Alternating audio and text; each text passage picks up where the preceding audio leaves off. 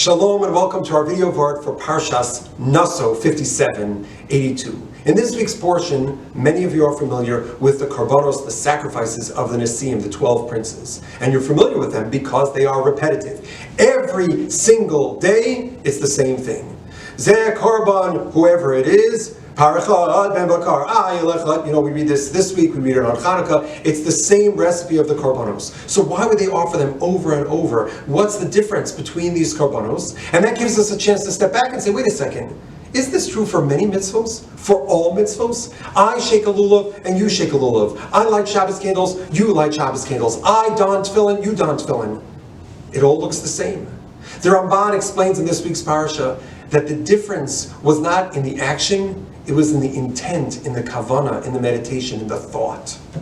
That is what distinguished the korbanos one from the other, and that is what distinguishes our mitzvos from each other. It's the personal experience, it's the thought and the intent that comes to it. So where did we start? With Nasso ben Aminot? The Ramban says, amazing. Par echad, who is the one par? Who brought a par? Who served a par, a cow to his guests? Abraham. Ayel echad, the ram symbolizing Yitzchak. He goes further. Each of these sacrifices reminds us of one of the forefathers, of David HaMelech and Shlomo HaMelech. Then the 15, that reminds us of the 15 kings. Each one of these takes us back in Jewish history. It realizes that each one of us has roots in the tzaddikim, in the great righteous people that came before us. So we need to figure out what is our intent when we do a mitzvah, and maybe the first intent that we can think about are our roots. Where do we come from? What are our spiritual ancestors? What have they bequeathed us? And how do we connect to Hashem through them, through this particular mitzvah?